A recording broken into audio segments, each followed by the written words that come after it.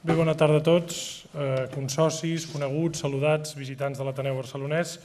Avui cloem aquest cicle que hem fet agermanats amb la Fundació Carulla i la seva col·lecció, esplèndida col·lecció que esperem que no tingui aturador i que ens sobrevisqui durant molt temps del tas de clàssics. Avui, evidentment, amb un clàssic, amb un dels tòtems importants del pensament català, que a més, al seu torn ens recorda que estem d'aniversari, un aniversari, el de Llull, que als seus lectors ens agradaria que no fos com la majoria d'aniversaris que es fan a la literatura catalana, que consisteixen bàsicament en que tothom parla d'un autor i una minoria de gent el llegeix.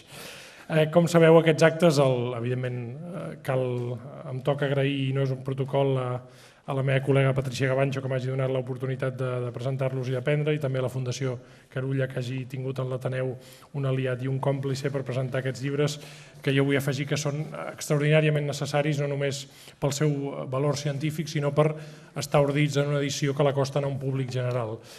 I realment la feina en aquest sentit que tenim per fer a Catalunya és extraordinària, perquè hi ha uns textos clàssics que si no els acostumem o si no ens acostumem a redefinir-los en un català més modern, doncs les generacions més joves o fins i tot les generacions que comencen els estudis universitaris doncs no hi podran accedir, i en els casos que hem vist, en els casos de Tormeda, en els casos de Bernat Metge, etc., i avui evidentment de Ramon Llull, doncs és una pena. Com sabeu, l'acte té una dinàmica molt simple. Primer, la vessant més històrica del personatge i del llibre, en aquest cas del gran clàssic de Blanquerna, ens la donarà un expert en el text, i després farem una translació cap al present per demostrar això que diem moltes vegades, que els clàssics en els fons sempre els llegim, en aquest cas des de l'any 2016.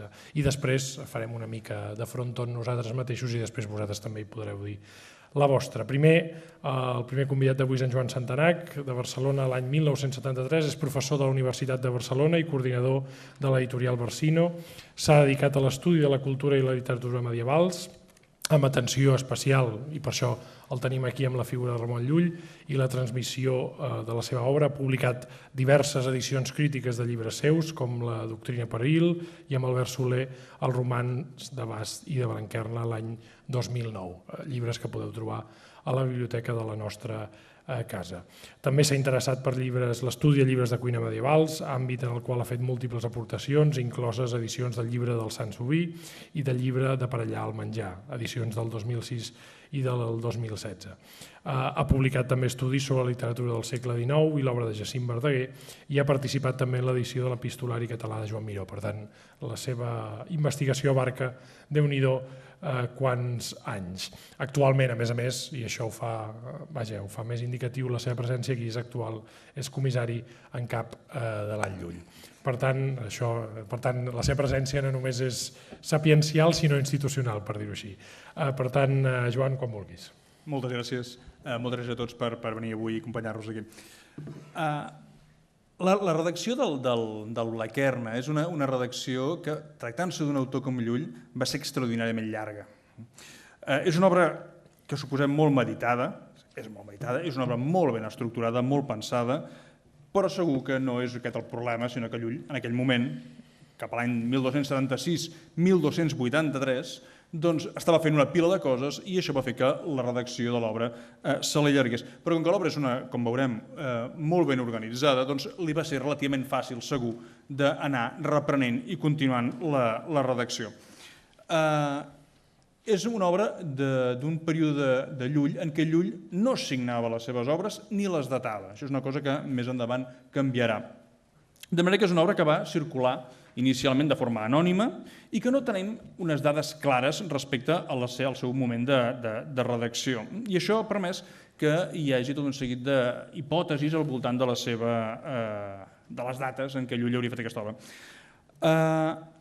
Sabem que cap al 1276, perquè l'esmenta en una altra obra, en la Doctrina Peril, doncs tenia el Blanquerna al cap, perquè comença a parlar-ne i l'esmenta, diu, he de deixar aquesta obra perquè he de començar a escriure el Blanquerna, i cap al 1283 segurament l'obra ja estava o acabada o a punt d'estar acabada.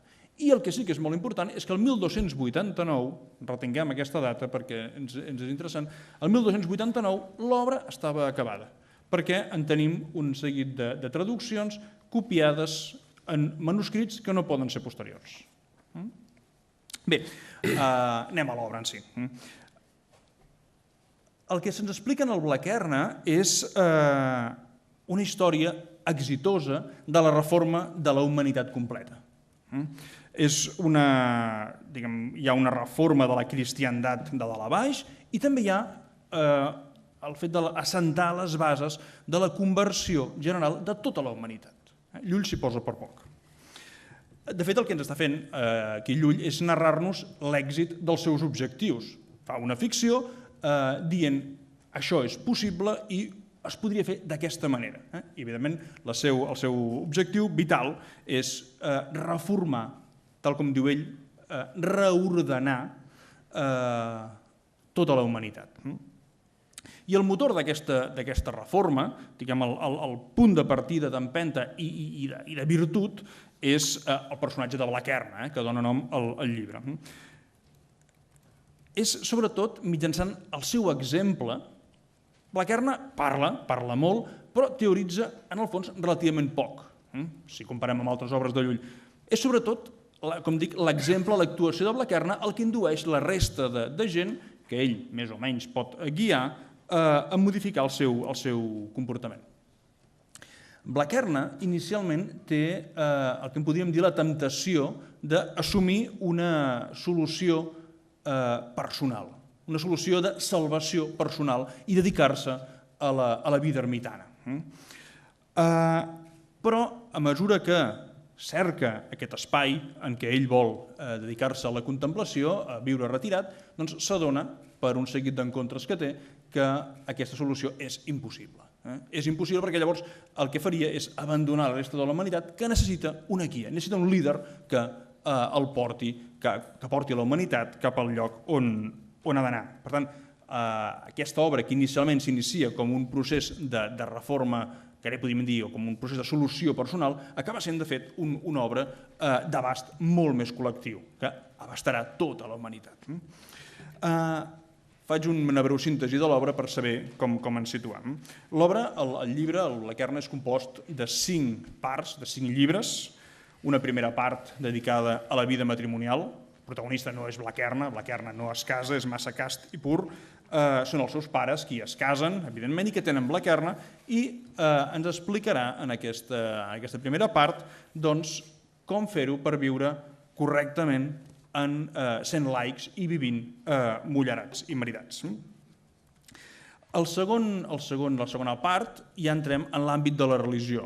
Blaquerna, prèviament una pretendenta seva, doncs també, Blaquerna entra en un orde religiós, després de fer aquesta recerca del seu eremitori, com que s'adona que no pot abandonar la humanitat, doncs entra en un orde religiós, es fa monjo, i de mica en mica va escalant posicions per la seva mateixa virtut, no pas per una voluntat personal de poder, va escalant posicions fins a ser escollit abat d'aquesta comunitat i llavors reforma correctament aquest orde religiós i això servirà d'exemple de qualsevol altre orde religiós que hagi de funcionar.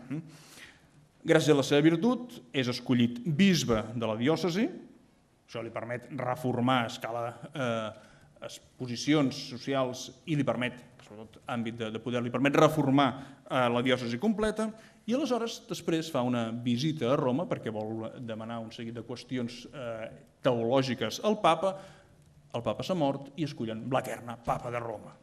I això li dona, evidentment, la màxima posició de decisió. Blaquerna, des d'aquesta posició, reorganitza de dalt a baix tota la cristiandat i, com deia, assenta les bases de la conversió general de la humanitat. I aleshores, quan ja ho té tot arreglat, ja està tot tota la humanitat, diguem, està en vies de salvació, tota la humanitat es dedica correctament a servir, honorar i lloar Déu, que és l'objectiu principal pel qual Déu ens va crear segons Llull. Llull diu que això és la primera intenció i tota la resta de coses que fem han d'estar destinades a aquesta primera intenció, servir, honorar i lloar Déu. Doncs una vegada tota la humanitat ja està correctament ordenada, aleshores sí que Blaquerna diu vull recuperar la meva antiga vocació de joventut i fer-me ermità. I així arribem al llibre 5è del Blaquerna, en què veiem el personatge de Blaquerna que renuncia al papat i es fa ermità. I aleshores, des d'aquest eremitori en què està, és quan escriu el famós llibre de Miquel Amat, que és d'alguna manera una expressió de les seves experiències místiques. Per tant, Blaquerna i amb ell Llull estan proposant una cosa que no havia passat mai en la cristiandat en aquell moment, que és que un papa renunciés al seu càrrec i deixés que hi hagués algú altre que el succeís. Els papes es morien al càrrec i s'havia acabat la història. Clar, com deia, el Blaquerna estava escrit el 1289. Doncs el 1294, 5 anys més tard, Celestí V va fer el que Dante deia el gran rifiuto. Celestí V va abandonar el soli pontifici i va decidir renunciar a la seva condició de papa. Clar, aquesta distància de 5 anys és sospitosa. Martí de Riquer deia que segurament era que Celestí, que era un personatge d'una espiritualitat radical, era un ermità que el Col·legi Cardenalici va decidir nomenar en absència papa, l'home es va trobar que era papa i ell volia dedicar-se a la vida contemplativa, doncs aquest personatge podria haver llegit el Blaquerna. Això Martí de Riquer ho plantejava en aquests termes. Això no ho sabem, no en tenim constància, però en qualsevol cas no deixa de ser simptomàtic. L'altre papa que ha renunciat a la seva condició de papa en vida és Benet XVI, el segon, el 2013. Per tant, no hi ha hagut papes entremig que decidissin fer el que Llull havia proposat ja al Blaquerna.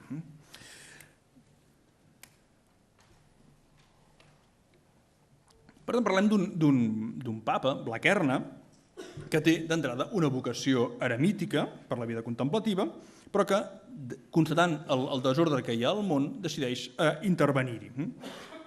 I, per tant, fins que no ho ha reformat tot, no torna cap a la seva inicial vocació. Si ho veiem, aquest plantejament que fa Llull és un plantejament sempre des del punt de vista eclesial. En Blaquerna reforma un seguit d'estaments, però ho fa sempre des del punt de vista estrictament eclesial, llevat del llibre primer, de la vida matrimonial, però d'alguna manera ens queda una mica fora tot l'àmbit, diguem, profà, que ell intervé, evidentment, perquè són el ramat, però no el veiem gaire com funciona. De totes maneres, en un dels capítols inicials, aquells capítols en què Blaquerna cerca aquest ermitatge, quan és encara jove, doncs en aquest capítol, que es diu simptomàticament sobre el valor de les coses, parlem avui del lideratge en valors, doncs en aquest capítol de valor Blaquerna troba un personatge, Blaquerna va pel bosc, com si fos un cavaller errant, i troba un personatge que és l'emperador. L'emperador, enmig de cacera, s'ha perdut, ha abandonat el seu seguici, s'ha animat amb la cacera, s'ha separat el seguici, el senglar que perseguia ha matat el seu cavall, ell ha fet el que ha pogut i fa un parell de dies que va sol caminant pel bosc, afamat, i es troba Blaquerna. Doncs en aquest emperador, Blaquerna li mostrarà un seguit de doctrines que l'emperador s'adona que ha d'aplicar. I aleshores aquest emperador farà el recorregut de la reforma per la banda, diguem, laica i profana. I al final del llibre el retrobarem. En aquest capítol que dèiem, en el capítol 48, en aquest capítol de valor en què Blaquerna troba l'emperador, doncs és un capítol en què Llull ens ofereix una síntesi dels problemes que Blaquerna s'ha trobat anant pel món i que li impedeixen de seguir la seva vocació ermitana. Sobretot, ens diu, el problema és la manca d'una correcta jerarquització dels valors. I en aquest capítol 48, que és un capítol central de l'obra, doncs distingeix i defineix els conceptes de valor correcte i erroni. Abans de trobar l'emperador, Blaquerna, anant pel bosc, s'ha trobat un joglar. Un joglar que, d'acord amb els esquemes de Llull en aquells anys, un joglar era el representant de la literatura pecaminosa, una literatura que no seguia, per seguir pas, el servei de Déu, sinó el benefici estrictament material. I troba aquest joglar que el que li diu: jo el que vull fer és escriure una cançó contra el valor. El valor, escriure contra el valor. Doncs diu: sí, he d'escriure contra el valor. Llegirem un petit fragment. Sí, trobo on havíem de ser. Li diu: vull escriure contra el valor perquè el valor no m'ha atorgat tot allò que jo volia que m'atorgués. He escrit cançons i els senyors als quals he servit no m'han correspost tal com jo volia. I aleshores Blaquerna li diu: amic, diu Blaquerna, diu: si valor fos ço que vos deïts, que vos dieu, de necessitat es convindria que valor us valgués, perquè si no ho fes no fora valor. Diu: però podria ser que això que vos apalleu, anomeneu valor, fos en realitat desvalor, malvestat, defalliment, on si malvestat, ignorància, desvalor vos fa anar pobrament, injustament dieu que valor us ha fet injúria ni falliment. Per tant, diu: potser esteu equivocat, i això que anomeneu que és valor, potser és desvalor, és el contrari exactament de valor. I llavors el joglar diu: si tant us feu defensor de valor, digueu-me exactament què és el valor. I Blaquerna respòs e dix que valor és valença de virtuts contra vicis. És la lluita de les virtuts contra els vicis. Diu: valor és aquella cosa per la qual és utilitat e conservament contra l'engany i el defalliment. És allò que t'ajuda davant del defalliment i davant de l'engany. El defalliment com a caiguda en el pecat. Per tant, això és el veritable valor. Valor és valença de virtuts contra vicis. Les virtuts, evidentment, són les virtuts teologals. Són la prudència i companyia, que són el que ajuden contra el pecat. Quan estan aquí parlant del joglar i Blaquerna és quan arriba l'emperador. L'emperador que arriba cansat, afamat. És com una petita narració que Llull ens ofereix enmig d'aquesta explicació sobre què era el valor. I aquest emperador diu: doneu-me, sisplau, una mica de menjar, doneu-me una mica de vi, perquè és que estic a punt de morir afamat. I aleshores Blaquerna li diu a l'emperador, sabia que era l'emperador perquè el joglar l'ha reconegut, diu: menjar, mireu, aquí hi ha molta herba en aquest bosc, podeu menjar herba d'aquesta i podeu beure aigua del riu. L'emperador queda esparverat, diu: jo no puc menjar herba i si no menjo no puc beure, per tant moriré ràpidament de fam i de set. Blaquerna el que pretén és esparverar un moment l'emperador per tal que sigui més fàcilment reconduïble. I llavors ens explica: Blaquerna manà l'emperador a la font, sobre l'herba fresca, s'assegueren tots tres a prop de la font. Blaquerna va treure 3 pans que li havien quedat, que la seva mare li havia donat, i llavors ensems s'adinaren i menjaren. Diu: de mentre que l'emperador menjava, Blaquerna demanà a l'emperador qual cosa li profitava, li feia més profit, pus fortament, o l'opar que menjava o el seu imperi. Respòs l'emperador i dix que en aquell lloc més li profitava, li valia l'opar que menjava que son imperi. Diu: molt més el pa que tot el meu imperi. I llavors Blaquerna respòs i dix que pobre és de valor l'imperi que no és tan profitós al seu senyor com el pa que menja. Quin desastre d'imperi, que val molt menys que el pa que menges. Es reprèn aleshores el diàleg que havia establert amb el joglar per tal de saber què era el valor, i Blaquerna explica que el valor n'hi ha de 3 menes, de 3 venes de valor. Les coses que serveixen per sostenir el cos, és a dir, els elements materials que fan que el cos pugui viure. El valor que serveix per guanyar virtuts, per tant, el component moral. I llavors, el tercer tipus de valor és aquell valor que serveix, juntament amb les virtuts, per tal de conèixer i estimar Déu, és a dir, per fer allò que els homes, perquè els homes han estat creats. El fet de... Això implica, per tant, que el valor ha de servir per reformar, com dèiem, la humanitat i per fer que tots els homes, infidels inclosos, serveixin i honorin correctament Déu. Aquí hem arribat al quid de la qüestió. El fet de Ramon, els objectius de Ramon són pròpiament valor, són elements de valor. I per tant, en un món on regna desvalor, Blaquerna ha d'intervenir. I aquesta doctrina és la que aplicarà al llarg de tot el llibre, també quan sigui papa. Per tant, què farà quan sigui papa? Doncs entrarà en contacte amb altres confessions cristianes per tal d'establir acords. Crearà escoles d'idiomes per tal de formar missioners. Unificarà els ordres religiosos perquè siguin més efectius. Pacifica les disputes entre prínceps cristians.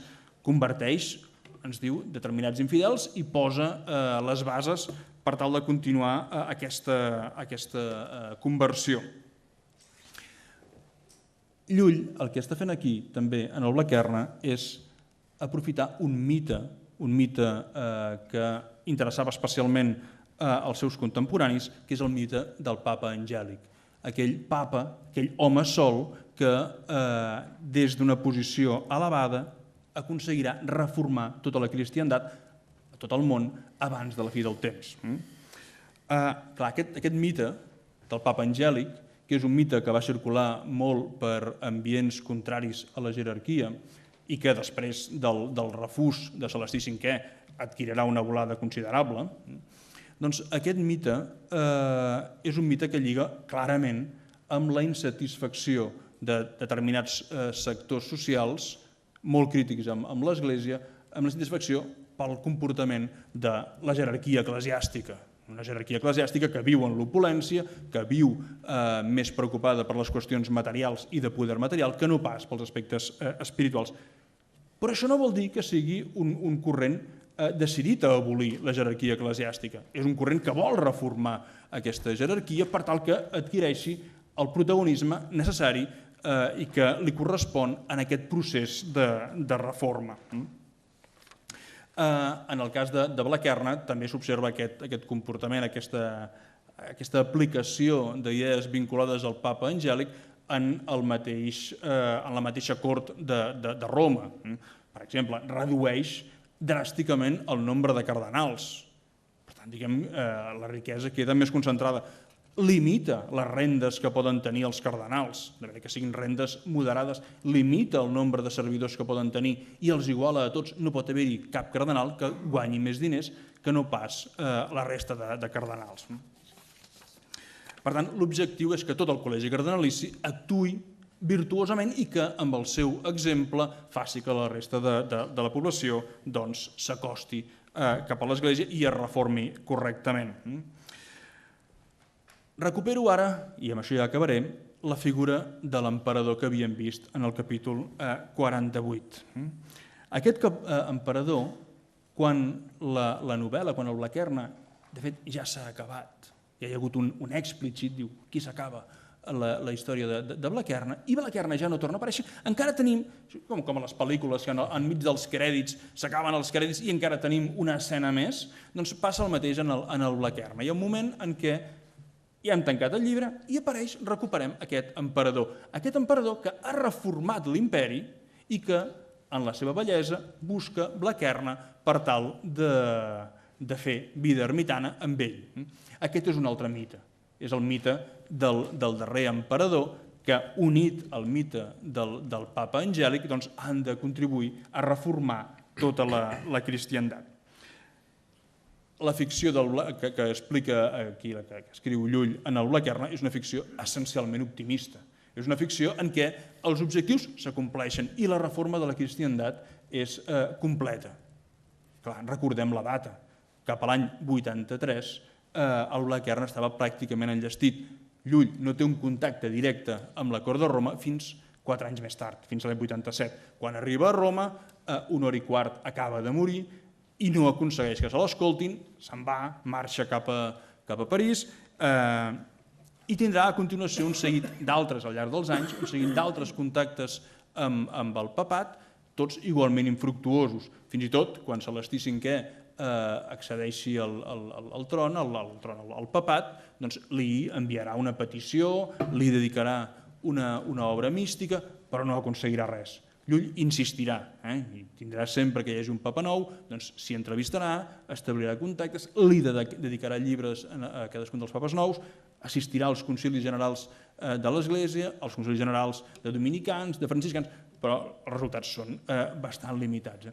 I això s'observa, aquest cert desengany de Llull, més enllà del fet que redacti el desconhort a Roma, això és prou simptomàtic, però s'observa aquest desengany de Llull respecte a l'Església en el fet que mai més no tornarà a escriure una obra de l'optimisme d'un Blaquerna. Les obres posteriors són sempre obres en què hi ha una queixa clara per la manca de suports també per la banda de l'Església, pels governants cristians, però també per la banda de l'Església. Moltes gràcies. Moltes gràcies, doctor Santanac, per aquesta visió tan concentrada d'aquesta obra que té. Després ho veurem, tantes derivades, molt interessant pel que fa al tema del lideratge, també pel tema de la conversió, que és un tema interessantíssim. N'hem fet algun cicle aquí a l'Ateneu Barcelonès en la ponència de filosofia, i sobretot per la insistència de Llull no només en parlar de valors, que és una paraula que avui en dia jo diria que tenim massa grapejada, sinó sobretot parlar de virtuts, que és un mot que no se cita gaire. Com dèiem, primer una visió, diguéssim, més dedicada al propi text, i ara actualitzarem alguna de les coses que hem dit, si algunes no són prou actuals, de les quals hem parlat, amb el doctor Àngel Castiñera Fernández. És doctor i llicenciat en Filosofia i Ciències de l'Educació per la Universitat de Barcelona, és director des de 2005 i professor titular del Departament de Ciències Socials d'ESADE. En la seva trajectòria acadèmica s'ha especialitzat en filosofia social i política, així com en pensament geopolític, ètica aplicada i valors, canvis de l'entorn social i cultural i lideratge, quelcom que avui és especialment important, i també governança democràtiques. Professor titular del Departament de Ciències Socials d'ESADE, de la Universitat Ramon Llull, des de l'any 93, i director de la Càtedra de Lideratges d'ESADE i també del Centre d'Estudis de Temes Contemporanis. Ha estat professor també de Filosofia Contemporània de la Llull, de la meva universitat, director de la col·lecció de temes contemporanis de l'editorial Proa i també director d'Idees, revista de temes contemporanis. Per tant, Àngel, quan vulguis, benvingut. Molt bé, moltes gràcies. Gràcies també per la invitació. Perdoneu la fonia derivada dels aires condicionats. He de confessar que he gaudit i he rigut llegint Blaquerna, és a dir, malgrat l'inicial dificultat d'adaptació del català, tot i que hi ha fragments molt i molt llegidors. Hauria de referir-me al present, però deixeu-me que faci una breu referència a la connexió entre un cert lideratge i valors en el cas del papa Francesc i Blaquerna. El guió de Blaquerna és gairebé un guió de Hollywood, és a dir, igual que hi havia els llibres de cavalleria, aquest és un llibre de clerecia que explica històries exemplars, és a dir, és família virtuosa que té un fill virtuós, que en comptes de casar-se convenç la seva núvia perquè entri en un convent i arribi a ser abadesa, i ell, en comptes de ser ermità, que seria l'objectiu final i més sant de la seva trajectòria, pel camí es troba un món, l'eclesial i el civil, totalment desordenat, totalment caòtic, i davant de la seva vocació eremítica decideix, i aquest és el moment de lideratge, doncs fer marrada i oferir un servei, la paraula és important, en l'àmbit privat perquè orientarà a la seva família i a la seva exnòvia, d'àmbit eclesial i monacal fins a arribar al papat, i fins i tot d'àmbit polític, atès que directe o indirectament influirà també en l'emperador i en el rumb de l'imperi, segons la novel·la, o segons aquesta mena d'aventures exemplars que representa la vida virtuosa de Blaquerna, que curiosament és contrària, però molt interessant, perquè aquesta sí que és real, a les confessions de Sant Agustí, que és un bala perduda que va darrere de les faldilles de les senyores i que al final l'obligaran a arribar a ser gairebé bisbe, perquè ningú ho vol fer o tothom li demana que ho sigui ell. No? Però hi ha aquest paral·lel amb la diferència de que el guió, aquest guió de Hollywood que inventa de manera molt enginyosa Ramon Llull, és sempre un guió de virtuts, que per nosaltres avui ens faria gràcia, a mi me l'ha feta, però recordeu que segles després encara un jove Ignasi de Loyola, que era un soldat del rei espanyol, ferit en una batalla, es dedica a passar el temps convalescent llegint vides exemplars de sants. I això li provoca precisament la conversió i a partir d'aquí la il·luminació que el portarà després a construir tota la companyia de Jesús. Desconec si llegia Ramon Llull, però diguem-ne que era molt freqüent els breviaris en vides de sants. I això no és una vida de sant perquè és inventat, per dir-ho així, és una novel·la, però una novel·la que gairebé manté un paral·lel amb les històries de cavalleria que també relataven epopeies dels herois. Amb un element que sí que justifica aquesta connexió amb el present de la seva història i amb el lideratge, perquè el que fa el protagonista és no seguir teòricament el seu camí de santedat, teòricament que era del camí eremític, sinó davant d'uns problemes socials i d'uns problemes institucionals de l'Església, fer-hi front, assumir una responsabilitat i no per voluntat, sinó gairebé amb pes, assumir al final la responsabilitat de posar-se al capdavant d'aquestes organitzacions i millorar-les. Aquí podríem veure una certa llavor, una protollavor d'un cert lideratge. Evidentment, en l'època de Ramon Llull seria absurd parlar en aquests termes. Com connecta això amb el papa Francesc i amb les teories actuals sobre lideratge i valors? Deixeu-me començar no per la part teòrica, sinó per la part, si voleu, més vivencial. Dues coses que podeu trobar per internet fàcilment. Hi ha un il·lustrador argentí boníssim, il·lustrador d'articles al diari La Nación, que es diu sense H Hipóliti, amb dues P's, i si poseu a Google Hipóliti Papa Francesc trobareu una imatge molt bonica, jo l'he trobada ara, que va fer justament al poc d'arribar al papat el papa Francesc, on es veuen dos soldats de la Guàrdia Suïssa retirant de la cambra papal una mena de trona immensa, tota barroca i folrada d'or, retirant-la i el papa Francesc agafant una senzilla cadira normal com la que agafaríem qualsevol de nosaltres. Aquesta és la primera imatge.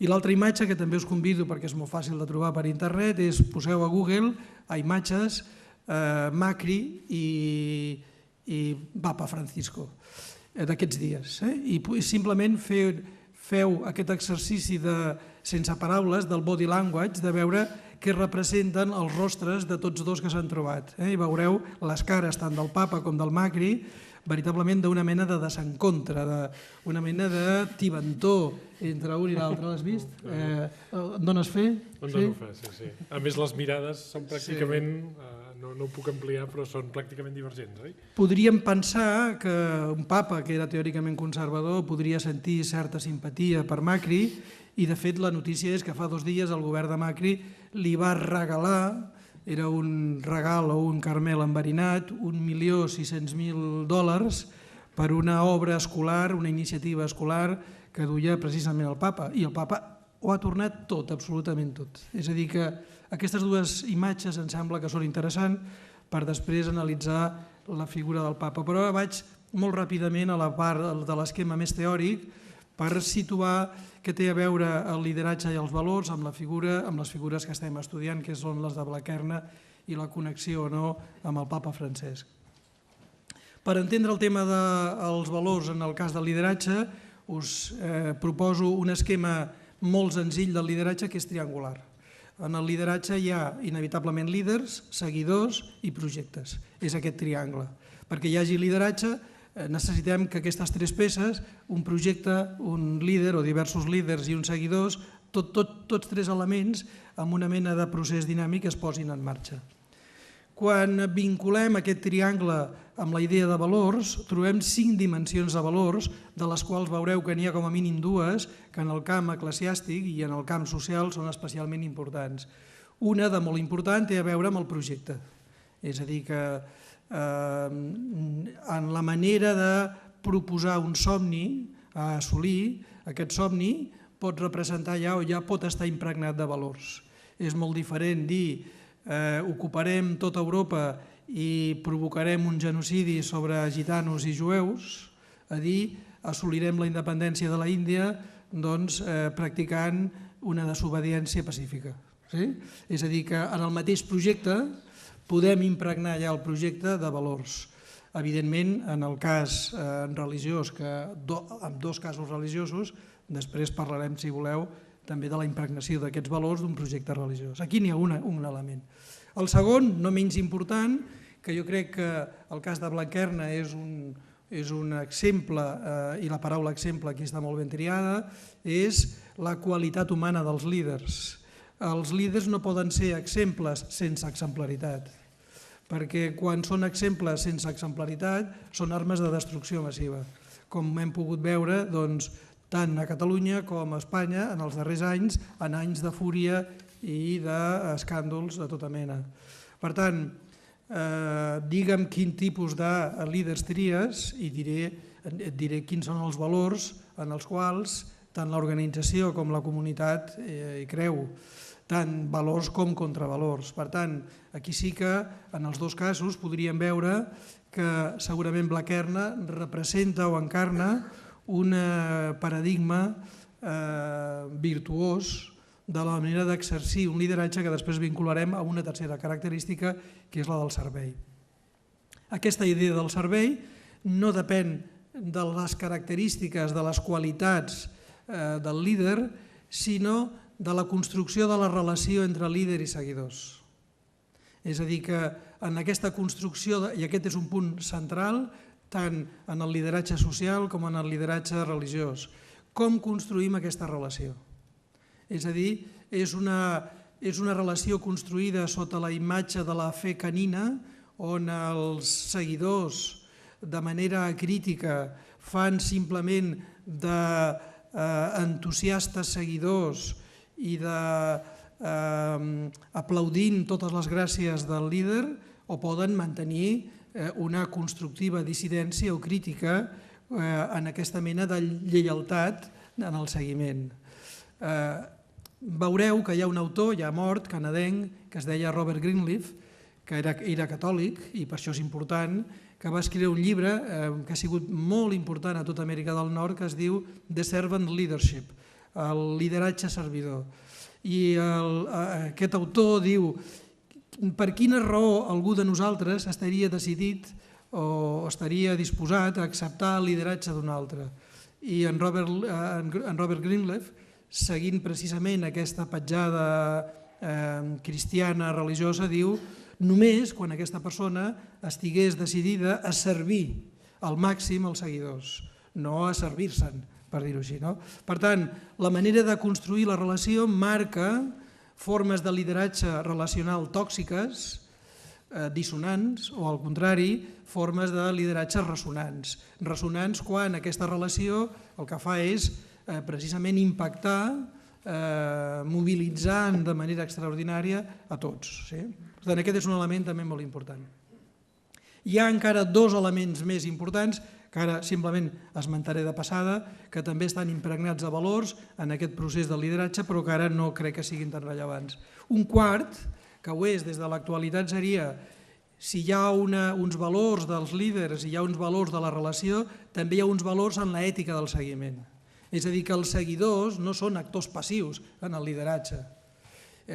Si tinguéssim un president de la Generalitat que digués ens hem de posar tots al capdavant responsabilitzant-nos de la situació del procés, bla, bla, bla, i els catalans diguéssim: miri, jo pago els meus impostos i aquest cap de setmana m'he d'anar a esquiar, per dir-ho així, aquesta ètica del seguiment podríem dir que seria de pa sucat amb oli. que seria una ètica del seguiment de persones que assumeixen la seva minoria d'edat, perquè els altres, de manera paternalista, resolguin els seus problemes. No entrarem ara, però aquest és un punt important, perquè quan en el present parlem de crisi de lideratge, la majoria ens situem en una punta del vèrtex del triangle, que és crisi de líders, però moltes vegades el problema és crisi de seguidors, del compromís dels seguidors. No ho desenvolupo ara perquè no entra en la línia del que vull dir del papa Francesc, però és important.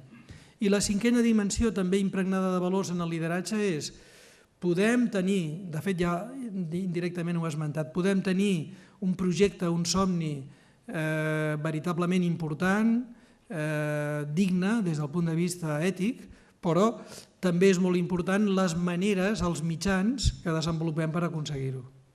És a dir, en nom d'un alt ideal s'hi val tot, sí? Recordo un partit del Barça-Madrid on un seguidor i periodista del Madrid deia hem d'aturar a Messi pel civil o pel penal. Doncs això volia dir que val tot. Doncs també en el lideratge, per aconseguir una finalitat, per digna que sigui, podem veritablement fer servir qualsevol tipus de mitjà. Aquí, evidentment, autors més moderns com Maquiavel també tindrien coses a dir. Em voldria fixar només en aquest punt de la relació i del servei, com a últim punt de la meva intervenció, perquè és interessant. Mireu, el desembre de l'any 2014, el papa Francesc va pronunciar un discurs en el que va detallar, és molt interessant, 15 patologies del lideratge, que estaven afligint no al món, sinó a la cúria vaticana. És a dir, que va anar directament a la cúria vaticana, i aquí també hi ha un punt de relació amb el revers de la història de Blanquerna. Un guru del management nord-americà, el Gary Hamel, considerat un dels millors experts de l'última dècada en negocis i dels més influents del món, va adaptar aquest missatge del papa al món corporatiu, al món de les empreses, i va oferir des de la revista Harvard Business Review aquests 15 mals que podien afectar avui a qualsevol líder del món, de tal manera que aquest discurs del papa es va fer viral i es va fer molt famós. Hamel firma l'article titulat Les 15 malalties del lideratge avui, segons el papa Francesc, i sosté que aquests mals són un perill per tota mena de líders i tota organització i poden afectar tant a nivell individual com comunitari.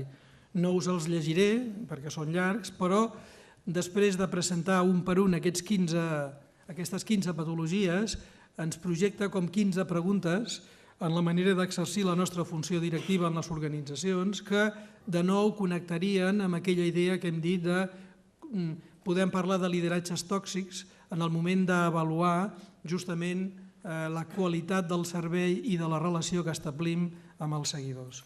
I per no allargar-me, aquestes 15 preguntes serien les següents. Una, em sento superior als que treballen amb mi o per a mi? Per tant, el tema de les jerarquies. Dos, demostro un desequilibri entre el treball i altres àmbits de la vida o sóc capaç d'equilibrar-ho? Penseu que el papa els adreçava a la cúria, però que aquí en Gary Hamel els fa una mica més universals. Tres, estic oblidant o substituint la veritable sensibilitat cap als éssers humans? És a dir, l'exercici de la funció directiva em fa insensible? Em fa veure la gent com a instruments, com a claus angleses, d'usar i llançar? 4.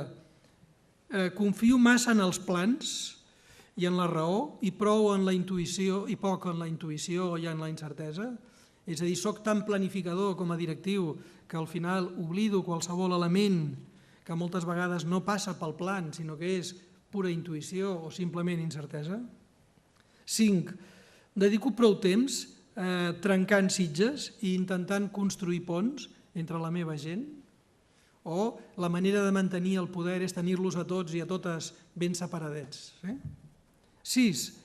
Deixo de reconèixer sempre el deute que li dec als meus mentors i a la gent que m'ha ajudat en el camí que jo he recorregut? Aquest també és un element interessant. És a dir, com fem una mena d'Alzheimer directiu, així que assolim alguna cota de poder o de responsabilitat i deixem de ser agraïts a tota aquella gent que d'alguna manera ens ha acompanyat. 7. diposito massa satisfacció en les meves prebendes i en els meus privilegis. És a dir, converteixo el poder en una mena de via personal de privilegis. 8è, m'aïllo dels meus i del meu equip, del meu primer nivell. És a dir, acabo al final per això que s'anomena la síndrome de la Moncloa o la síndrome d'Ícar, és a dir, esdevenint una mena d'autista que no és capaç de connectar més enllà del meu cercle més immediat. 9. Denigro els motius i els èxits dels altres, sóc incapaç d'entendre o de posar-me en el model mental de l'altre, malgrat que aquest model mental no coincideixi amb el meu. 10. Exhibeixo davant dels poderosos una deferència indeguda i un nivell alt de servilisme. Això és molt típic, és a dir, en el mal lideratge, ser enormement cruel amb els febles i enormement tou amb els poderosos. 11. Per això la importància de la fotografia del papa amb el Macri. És a dir, una fotografia que decanta clarament una manca de sintonia. Segurament, és la meva interpretació, perquè el papa vol posar una barrera davant de l'intent de seduir-lo per la via de la donació $1.600.000 per a escoles del papa. Número 11. Poso el meu propi èxit per davant de l'èxit dels altres. En la meva càtedra de lideratges, una de les causes fonamentals que es queixen els seguidors dels seus directius o directives és ell o ella es penja sempre les medalles i en projecta sempre les culpes en nosaltres. Tots els èxits són per ell, totes les culpes o els errors són per nosaltres. 12. Deixo de conrear un ambient de treball ple d'alegria i de joia, és a dir, construeixo espais ressonants o dissonants. Hi ha ambients de treball, atmosferes de treball, on el mal rotllo es podria tallar com si fos un formatge. I no calen paraules, ho podem detectar. Les cultures institucionals les creen habitualment sempre els líders. 13. Manifesto egoisme quan es tracta de compartir les recompenses i lloances, ja ho hem dit abans. 14. Incentivo només a aquelles persones del meu cercle proper en lloc de reconèixer l'èxit a tota la gent de la meva comunitat, és a dir, en el moment de també celebrar els èxits, puc ser prou generós com per compartir-ho amb tothom.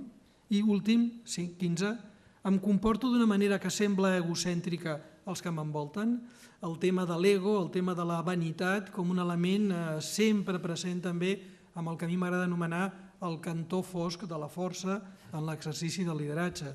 Com veieu, això que presentava com a fletxes directament a la Cúria Vaticana el papa Francesc, tenen Gary Hamel, que no és creient, de seguida va veure la novetat o la riquesa d'aquests missatges, més enllà fins i tot de l'àmbit eclesiàstic. Però hi ha un punt de contacte, hi ha un punt de contacte que segurament ha generat des de l'època de la cristiandat i des de l'època medieval de gran predomini de la influència cristiana fins avui, una mena d'erosió del missatge cristià, no tant pel propi missatge, sinó per unes institucions on aquest valor del servei, del servant leadership, que deia segurament el Robert Greenleaf, s'ha anat devaluant amb el pas del temps.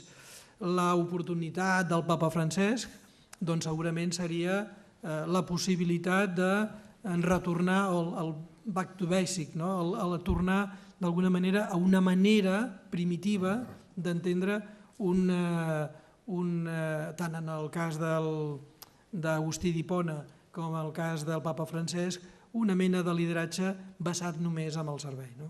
Moltes gràcies. Moltes gràcies, doctor Castiñeira. Bé, començarem a discutir després, com sempre, seguint una vella tradició de la casa, us donarem la paraula. Jo crec que s'han dit moltíssimes coses interessantíssimes. Jo crec que una de les coses interessants que ens dona el nostre temps, i per tant demanaré l'opinió dels nostres ponents, és que paradigmàticament cada vegada els electors, els ciutadans, digueu-li com vulgueu, exigim lideratges cada vegada més sòlids i més exemplaritzants, però alhora demanem uns valors que siguin sòlids però que siguin eternament criticables. És a dir, d'alguna manera volem lideratges cada cop, com és el cas del papa francès, un lideratge diguéssim que pugui ser molt sexy a ulls dels mitjans de comunicació. És cert que el papa Francesc és una persona amb un domini dels mass media envejable, és un gran discursejador i és una persona que sap molt bé, diguéssim, té la càmera molt ben agafada, però per altra banda també volem que aquests valors, diguéssim, del lideratge siguin cada vegada més posats en crítica i en crisi. Tant és així que fa molts dies el papa Francesc se li va, fins i tot des de posicions molt properes a ell mateix, se li va criticar, per exemple, el gest que va fer anant a un camp, si no recordo malament, de refugiats com era Idomeni i emportant-se, és a dir, fent un acte unilateral, és un adjectiu que està de moda últimament a Catalunya, d'emportar-se 12 immigrants amb el seu avió privat o amb el seu avió papal cap al Vaticà. De fet, ell també, com sabeu, és un cap d'estat, no? Quelcom que se li va criticar perquè dius, escolta, com es trien aquests 12, per què no 12 i per què no 24, etcètera.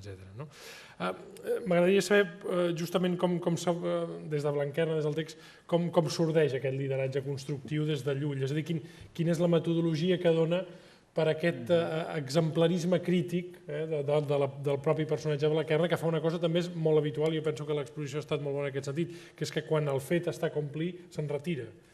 Això seria impossible amb els líders polítics d'avui, és a dir, que un senyor digués, escolti, jo he complert el meu programa i ara, per tant, me'n vaig a casa, cosa impossible, com sabreu, per les figures ingerents de tots els expresidents, i paro de parlar perquè aquí faria alguna ficada de pota. Bé, a veure, Blanquerna és un personatge que intenta que la seva influència arribi a tot arreu. No fa això d'emportar-se algú per educar-lo o curar-lo i salvar-lo, aquests gestos no els fa. Ell el que intenta fer és establir una xarxa de suport, podríem dir així, de manera que quan és bisbe siguin els preveres qui facin aquesta tasca d'anar resseguint cadascun amb una determinada funció. Per exemple, hi ha una escena molt divertida, un dels preveres que té ha d'insistir en la qüestió de la justícia. I llavors, per tal d'acostar-se als marginals, la gent més marginada però automarginada, estem parlant de delinqüents i de gent de taverna, doncs aquest personatge, el canonge de persecució, passa per davant d'una taverna, estan tots allà cantant i bevent i amb alegria.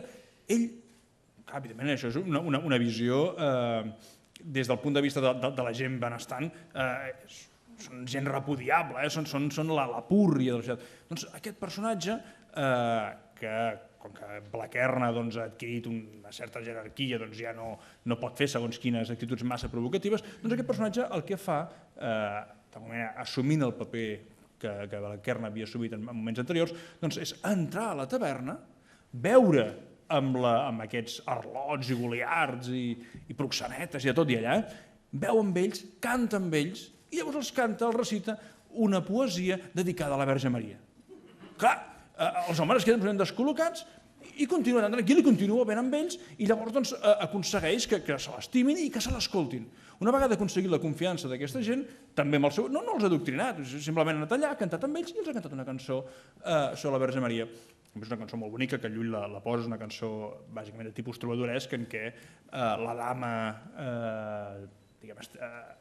estimada, lluada pels trobadors, és en aquest cas la Verge Maria. I llavors, una vegada té aquesta gent ja més o menys els té a la mà, els té que estan a favor seu, doncs llavors sí que se'ls emporta i els utilitza per fer, que dèiem coses modernes, pràcticament fa una mena d'escratxes de l'època. Se'n van amb aquesta gent cap al lloc on hi ha els mercaders que tenen les parades totes tapades perquè els compradors no puguin veure el gènere ben bé i no puguin barallar i ho destrossen tot. I evidentment hi ha el referent evangèlic darrere també, però dic que el que fa Blanquerna en aquest cas és això, és d'alguna manera fer connexions en què les idees també per l'exemple, el paper de l'exemple és central en què aquestes idees, aquestes doctrines, aquests comportaments, sovint són bàsicament comportaments, doncs són assumits i irradiats de forma molt general. Tant. Gosaria dir que hi ha una diferència molt notable entre el guió de Blaquerna i la situació actual del papa, és a dir, evidentment no voldria ser ara fort en la primera afirmació perquè no en sé prou, no? Però jo crec que en el guió de Ramon Llull la infal·libilitat i l'exemplaritat de Blaquerna, per ser vàlida, no permet cap dubte, cap escletxa, cap taca de contradicció. Mentre que si us fixeu en la figura del papa, primer, quan és nomenat, davant de tot el Consell Cardenalici, el primer que diu és «Sisplau, pregueu per mi». És a dir, hi ha un reconeixement d'una exemplaritat, d'una fins i tot infal·libilitat en minúscula, i un reconeixement dels errors, que a mi em sembla que és una altra manera de construir autenticitat. És a dir, quan li esclata tot l'escàndol de la pederàstia dintre de l'Església, ho sabeu, el que està fent és no amagar-ho, sinó al contrari, perseguir-ho, reconèixer-ho.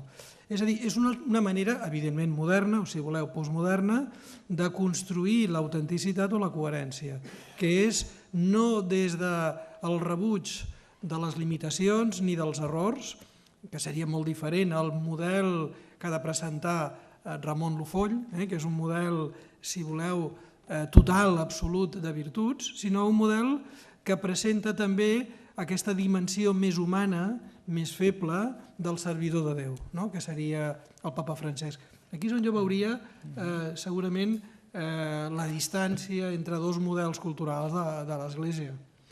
Segurament el model actual, com a conseqüència també del reconeixement d'un munt d'errors, el reconeixement propi o extern. Per què? Perquè en ple segle de les xarxes és molt difícil el poder amagar res. Si heu vist aquella pel·lícula, em sembla que es deia Minority Report, no, sí, la del cas de Boston. No, ja t'ho diré, Spotlight.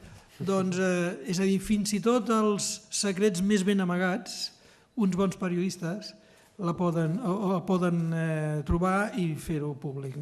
Per tant, jo crec que des d'aquesta nova situació, una església més humil, més fal·lible, per dir-ho així, pot guanyar-se una altra manera de reconeixement de l'exemplaritat, del seu lideratge, de la seva autenticitat, de la seva coherència, és no amagant o no falsejant la realitat de les pròpies pràctiques internes de la institució. És molt curiós això que dius, i després, si voleu, insistim, també per la dicotomia entre dos lideratges que l'Església té abans ens deies, per una situació bastant curiosa, i és que tenim dos papes vius.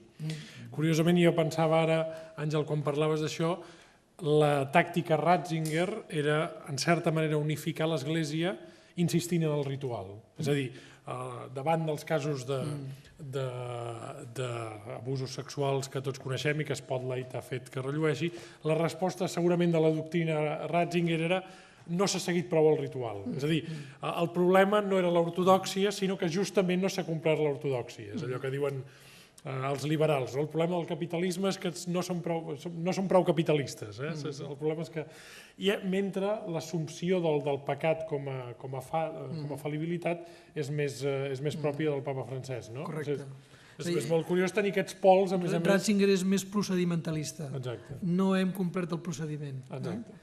Mentre que l'altre, al final, acaba reconeixent i intentant primer aflorar i després perseguir dintre de la mateixa institució, cosa que en el cas de Ratzinger se seguia el procediment, però continuava un espai de, com diríem, d'opacitat, de no fer públic, en el sentit de tenir por de que la publicitació d'una mala notícia... maximitzés. Sí, no? Aquí podríem afegir una... És a dir, jo crec que cal trencar una llança a favor de la capacitat literària de Llull, perquè és cert que és evident que Blaquerna és un cúmul de virtuts, el personatge de Blaquerna és un personatge que ell no es considera infal·lible, però sí que, evidentment, estem parlant d'una idealització i per explicar la reforma del món ha de ser un personatge absolutament central i exemplar. Però, malgrat tot, Blaquern és conscient d'això i Llull és conscient que està fent una proposta per homes fal·libles. I llavors el que proposa Llull, i evidentment ho fa a través de Blaquern, és establir un sistema de controls generalitzat en què tothom, això acaba sent, després de les experiències que hem tingut al segle XX dels règims totalitaris, fa una mica de por, però acaba establint un sistema d'espies, en què tothom espia el del costat. I el d'aquest d'aquí... I llavors cadascú té aquests espies que sap qui són, no sap qui són, però no sap qui són. I també el mateix Blaquern té els seus propis espies que, en cas que fes alguna cosa mal feta, doncs en assemblea ho posarien de manifest. Per tant, Blaquern és conscient que és un home i Llull és conscient que això ho llegiran homes que són fal·libles. Per tant, posa alguns mitjans, en podríem dir, de control. I hi ha alguns moments en què, també divertits, en què Blaquern mostra que s'ha equivocat. Hi ha un moment, Blaquern que vol ser ermità i vol contemplar Déu, doncs hi ha un moment que està a l'església i es dedica a fer, això quan és monjo, sagristà, i es dedica a fer dejunis brutals, el tio es flagela i deixa el cos. I clar, llavors, de sobte, s'adona que el crucifix comença a bellugar-se, i diu, això és una visió o és un problema corporal? M'estic passant amb aquests dejunis i aquestes flagel·lacions. Llavors comença a menjar bé i el crucifix es queda quiet.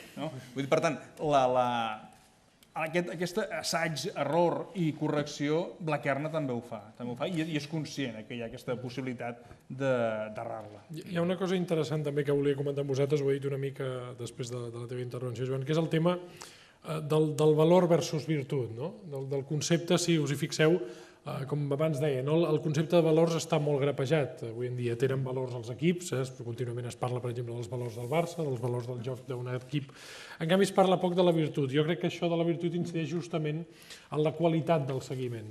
Ahir, justament aquí, em va tocar presentar un acte, o participar en un acte molt gojós, on parlàvem de l'electorat americà amb el nou lideratge de Donald Trump. I una de les coses que va dir una persona al públic és que deia que les idees i els valors de Trump, perquè al final també encarna, és un líder que encarna uns valors, és que al final donen escalf a molta gent, però produeixen un seguiment erroni, un seguiment nociu. Però, és a dir, si només agafem els valors com a escalf de comunitats, per dir-ho així, l'hem cagada, perquè llavors entrem en un sistema de mass media on la cosificació dels valors, l'escalf aquest que donen els valors, és el més important. I llavors entrem al supermercat de valors. És el que li dona a vostè més valor, més escalf, per dir-ho així. Un comentari, si voleu, tangencial a això que dius, i que és dels temes que més m'ha inquietat, és si agafeu líders forts, evidentment salvant la distància ara amb Donald Trump, però com van ser Slobodan Milosevic a l'ex-Iugoslàvia, per exemple, a Sèrbia en aquest cas, o el mateix Hitler, de les coses més inquietants i curioses és que en el seu context immediat els seus seguidors identificaven la seva manera de procedir com a valor, com a bons valors, és a dir, com un bon lideratge.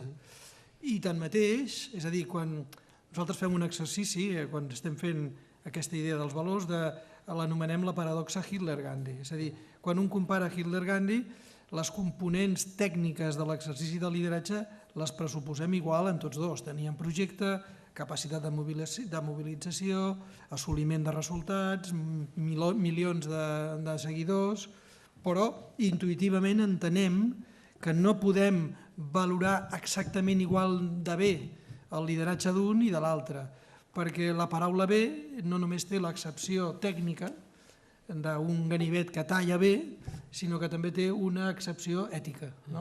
Llavors, dic que la curiosa és que tant els serbis de l'època de Milosevic com molts alemanys no van veure una actuació èticament incorrecta ni uns contravalors en la manera d'entendre el genocidi a Bòsnia-Hercegovina per part dels serbis ni el genocidi contra els jueus. La qual cosa vol dir que no sé si apel·lant a Gadamer i al cercle hermenèutic, podem fugir. És a dir, nosaltres ens escandalitzem davant de la campanya de Trump i dels seguidors de Trump, no? Però no sé si podem fer del tot, és a dir, clar que ho hem de fer, però dic que si som capaços de comprendre que els seguidors de Trump noten aquest escalf axiològic en les seves paraules. I que en qualsevol cas, a vegades, la superioritat moral que nosaltres els hi apliquem beneficia que encara creguin més tota aquesta... És ben curiós aquest moviment, ahir el comentàvem, no? Volies dir... No, el que volia dir és que de fet un dels elements que distingeix aquest aspecte del líder que nosaltres podem considerar positiu o negatiu és el que plantejava Llull.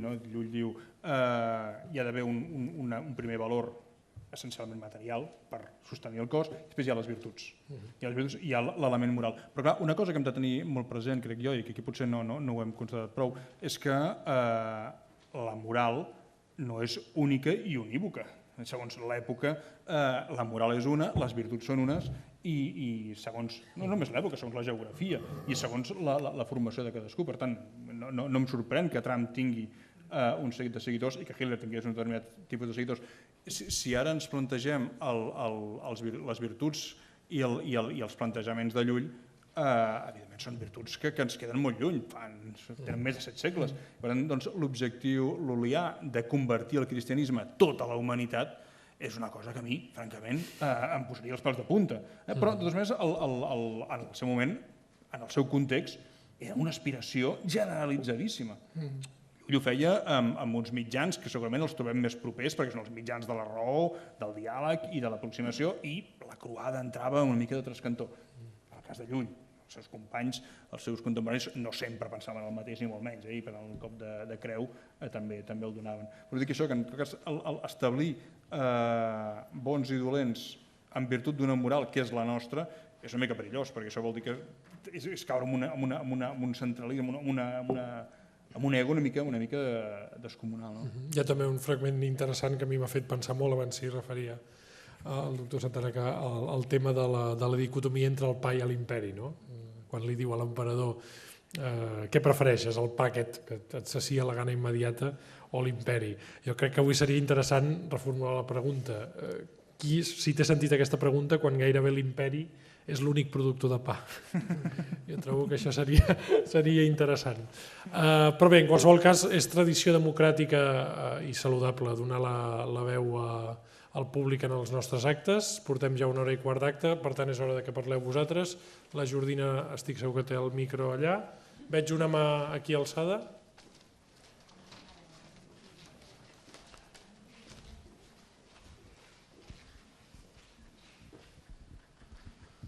Sí, jo penso que, no sé, la sinceritat a vegades és un valor, no sé si és una virtut absoluta o no? A vegades cal amagar les coses, no convé dir sempre la veritat, no? Per exemple, fa tants anys molts polítics, hi havia excepcions, però eren l'excepció, doncs eren corruptes, no? Ara això s'està intentant, surten a la llum molts casos i la cosa tendeix a recular. Hem posat el llistó hem cenyit el llistó, no? L'hem cenyit. Per altra banda, el francès penso que és un líder nat, però tot i així també hi ha coses que amaga. Ell està clara pecador, no declara els seus pecats. Em sembla bé que no ho faci, però està clara pecador, com tots ho som, no? Amb això el que vull dir és que és molt virtuós, però també té errades, no? I aquí és on la sinceritat, doncs, convé no divulgar-ho tot, no? Jo penso que el problema, hem de saber, per exemple, què volem, no? Si un polític corrupte però que funcioni, o un polític que no sigui corrupte però que no funcioni. No sé, és un dilema, no sé, això. Molt bé. Recol·lectem primer totes les preguntes, si us sembla, i després... Sí, vosaltres, com ho veieu a la vida contemporània ara actual, com molts polítics han preferit l'or que no l'honor, com per exemple la família Pujol, entre altres. Presumptament, diu. No, presumptament no, perquè hi ha una confessió. Tenim alguna pregunta més? Ho dic perquè després, si no, la gent s'anima o té vergonya i li sap greu. Molt bé, doncs, quan vulgueu. Bé, començo jo. Aviam, a mi em sembla difícil plantejar un polític corrupte que funcioni. Què vol dir un polític corrupte que funciona? Un polític que és corrupte ja d'entrada no funciona, encara que pugui fer coses que siguin bones. Per tant, jo d'entrada prefereixo sempre un polític no corrupte i un polític que sigui conscient que la seva funció és de servei a la comunitat, tal com plantejàvem. Per tant, la dicotomia polític corrupte que funciona, polític no corrupte que no funciona, a mi em costa d'aclarir-la, però potser l'Àngel ho aclarirà millor. Pel que fa a què prefereixo, si polítics amb honor o polítics amb or, claríssim, és un polític que s'ha intentat aprofitar de les seves circumstàncies, que vaja, no cal ni comentar-ho. És evident que no és bo perquè ha perdut un dels aspectes bàsics que és la virtut, ha robat, i per tant parlant en termes de les virtuts teologals i cardinals que planteja la Guerra, que són igualment vàlides avui en dia en molts aspectes. Per tant, sí que prefereixo un polític corrupte ric o un polític honorable i pobre. És que aviam, és evident que la segona opció és la que per mi s'ha de buscar. I si és honorable i ric? I si és honorable i ric ja és una altra qüestió. Tampoc no passa res. Dos comentaris així també molt ràpids. El primer, una mica en plan broma, per continuar encara amb el vincle argentí. Jo a vegades dic en broma que sabeu que hi ha dos personatges del Quino, que són la Mafalda i el Manolito. I dic que ens agrada la Mafalda però actuem com el Manolito. I val la pena que ho expliqui. És a dir, el Manolito és el que a Buenos Aires se li diu un gallec, és a dir, és un immigrant espanyol que els seus pares, quan van arribar a Buenos Aires, van obrir una botiga de queviures, un colmado, i el Manolito surt sempre dibuixat pel Quino amb una llibreteta i un llapis, perquè el Manolito es dedica a vendre llaminadures als seus amics i quan no li paguen apunta el deute i els interessos. I tanmateix, la Mafalda, que és incorregible, és crítica, és una persona idealista que sempre està qüestionant la situació present i imaginant els grans valors de futur, doncs dic que, malgrat això, la Mafalda i el Manolito són íntims amics. Per què ho dic això? Ho dic perquè podríem fer l'exercici aquí, no el farem, però els hi podria dir, imaginin que vostès són directors d'empresa i tenen 4 tipus de persones. Una és molt fàcil de decidir què faríem. Una persona que és incompetent i immoral. Doncs segurament aquesta persona duraria poc a l'empresa. En el sector públic segurament duraria més, però diguem que en el sector privat duraria poc.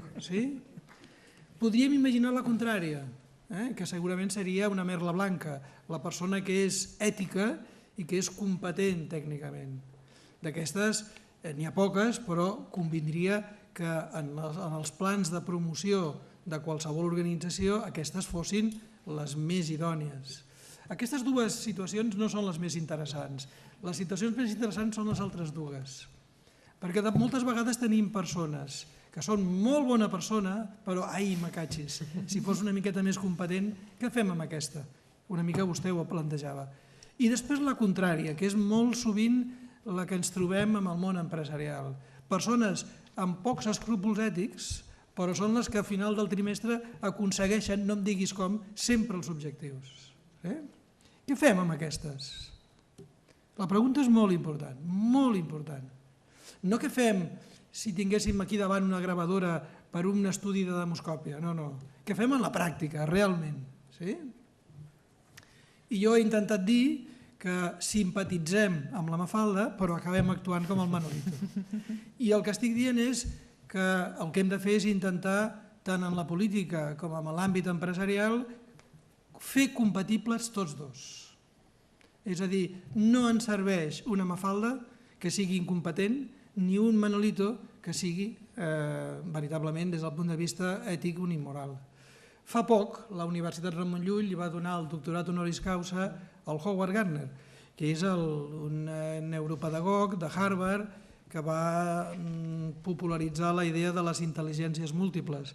I si van a l'avantguàrdia i miren la contraportada, que li van fer una entrevista, Howard Gardner diu una cosa que si la digués jo o la meva mare no li donarien cap valor, però com que la diu ell, veuran que és molt important. Diu, no hi ha cap bon professional ni cap bon líder que sigui mala persona.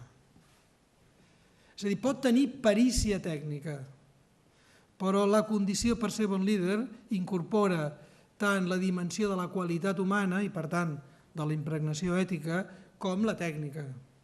Disposar d'una persona que li aconsegueixi els resultats a curt termini, però que ho faci per qualsevol via, és el que ens hem trobat amb les preferents de totes les caixes d'estalvi. Gent que per obtenir més benefici li venia preferents fins i tot a una àvia, que no tenia ni idea del món de les finances ni de les inversions, amb risc. És això el que volem. Per tant, jo crec que aquí hi ha un tema important que afecta la idea del bon lideratge. La segona, deixi'm ser una mica antipàtic, a la pregunta també de la senyora. Jo crec que és possible, m'atreveixo a fer un judici de valor, que la família del president Pujol hagin optat per l'or i no per l'honor. Però deixi'm que digui que com a mínim mantinc el dubte sobre el president. En els anys que jo he treballat amb ell, i m'ha tocat treballar uns quants anys amb ell, no he vist mai en el president una orientació mai al lucre, amb ell, ni en l'àmbit privat, quan l'he tingut que tractar, ni en l'àmbit polític. Evidentment és corresponsable del que hagi fet la seva família, però fins i tot per extensió. Hi ha un autor nord-americà, McClellan, que estudiava les motivacions més importants en els líders. I la motivació més important en els líders empresarials, una és fer diners i desenvolupar un projecte, però no en els polítics. La motivació més important en els polítics habitualment és l'assoliment del poder per fer-hi canvis, però no el lucre, la qual cosa no vol dir que algun president de la Generalitat, de la Valenciana, digués jo estoy aquí para hacerme rico, para forrarme. Però diguem-ne que no és l'habitual. I en aquest cas, evidentment, la meva valoració, el meu testimoni no val res, perquè és personal, però jo he de dir que podríem pressuposar que en la família o en alguns membres de la família del president Pujol hi havia una preferència per l'or en comptes de per l'honor, però personalment discrepo de creure que això sigui vàlid pel president Pujol, que per cert, encara que no ho digui, està escrivint ara justament sobre l'honor, el paper de l'honor. Bé, justament aquesta última intervenció ha demostrat la qualitat present sempre dels clàssics, perquè comencem a parlar de certes coses i acabem sempre llegint-los des del present. Jo vull agrair al Joan Santanac i a l'Àngel Castiñeira que hagi vingut, reagrair les vegades que calgui a la Fundació Carulla l'amabilitat d'haver triat l'Ateneu per haver fet aquests actes fantàstics que realment han estat, ja sé que sembla protocolari dir-ho, però els disfruto també com a consoci i n'aprenc moltíssim. I sobretot agrair-los a tots vostès l'assistència molt fidel durant aquestes sessions i vaja, que la col·lecció continuï per molts anys i que tingui molts lectors. Moltes gràcies i bona nit.